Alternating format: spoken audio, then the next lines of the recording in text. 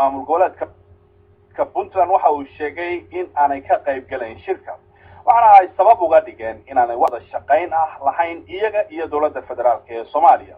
Puntland waxa ay ku eedeysaa dowladda federaalka ee Soomaaliya in ay wax ka bedeshay nidaamkii federaalka ee la isku ogaa sida hadalka ay u dhigaan.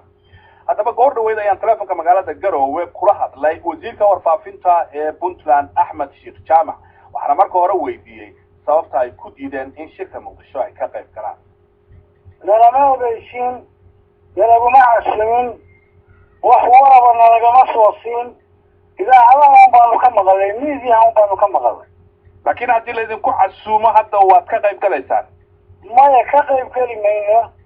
waxa weeye wada shaqayn ma lihin Puntland iyo xukuumadda fadhida Muqdisho wada shaqayn ma leh marka iyagana in la wada shaqayn waayo mas-uuliyada ka marka xataa hadday nagu casumaan kamaanu qayb galeen. maxaad ku diidan tihiin Axmed Sheikh oo aad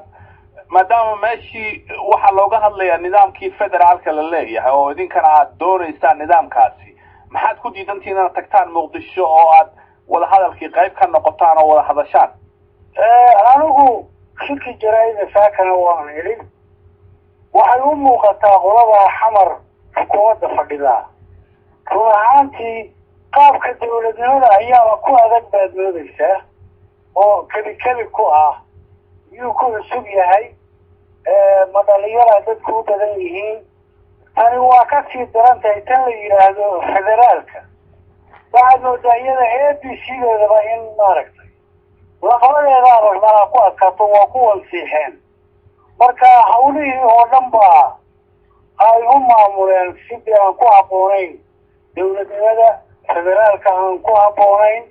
marka wada shaqaynta iyadu halkaasay kasoo xumaatay. wasiir maxaad nooga sheegi kartaa waxyaabaha aad dhaliilaysaan oo cad oo aad leedihiin way ku ciyaareen amaba way diidan yihiin in la qabto? waxaad ka soo qaadaa matalan ayaan dhaweyd waxay yidhaahdeen waxaanu samaynay qaanuunka saxaafadda ee Soomaaliya ayaanu samaynay Muqdisho unbay ku sameeyeen waxay ku jaangooyeen Muqdisho waa ballaaran tahay Soomaaliya duruufteedu waa kala duwan tahay qaanuunka waxay ku jaangooyeen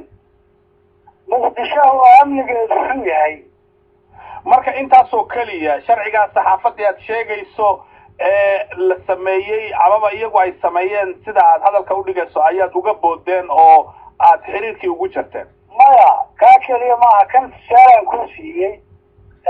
aday weydiiyo yidhi maxaa tusaalaha waa kaa iyo wax lamida oo soo taxnaa heshiis bay mar wada galeen xukuumadda Muqdisho iyo dowladda Puntland gaalkacyay ku wada galeen qodobuu lahaa qodobadii bay khilaafeen anigu waxaan maqli jiray dad baa saboordayaasha iyo dad baa farafareeyo wax ka bedbedela xataa qaabkii dadka qaar u farafareyn jiray baa saboordayaasha ayay dastuurkii la isku ogaa oo la wada dhigtay u farafareeyeen. haddii aad hadda diideen marka inaad la shaqaysaan dowladdii federaalka xaggeed u socotaan reer Puntland? waxaanu u soconaa Puntland baanu u soconaa waxaanu u soconaa Soomaaliya oo la saxo Soomaali weyn oo la saxaana u soconaa waad ogtahay Puntland ka soo qaadatay sidee lagu saxayaa haddii aad leedahay shirkii kama qayb galayo mana la hadlayo? waxaa lagu saxayaa dastuurka la raacayaa la farafarayn maayo wax laga bedbedeli maayo had la marmarin maayo. ma isleedahay dadkaad kusii jeedinaysaan idinka qudhiina markii la eego gobolkiini baa qasan oo xaggii ammaanka iyo siyaasadii waa tii doorashadii deegaanka aad dib u dhigteen marka dadkaad ku mashquulinaysaan khilaafkan? ma jirto gobolka iyagu ma qasna waad ogtahay adiguna inaanu qasnayn su-aasha unbay kaa tahay gobolka iyagu waa nabad waa la isku khilaafay qaabkii axdaabta markii la isku khilaafayna xukuumaddu waa joojisay wax qasoo ka jiraa ma jiro haddataa waad ogtahay marka dadkaad ku mashquulinaysaan arrintan kale xiriir u jarka ah? maya way naga dhaxaysaa dowladnimadu way naga dhaxaysaa Muqdisho ولا ودلية هي دولة لماذا ودولة الصومالية مركز دولة كل مشغولين منه وعنوا لنا هي دولة لماذا هل هاجاتشو سيدا صحة الورع kaasi waxa uu ahaa Axmed Sheekh Jaamac wasiirka warfaafinta iyo isgaarsiinta ee maamul goboleedka Puntland oo isagoo jooga Garowe telefoonka ugu waramayay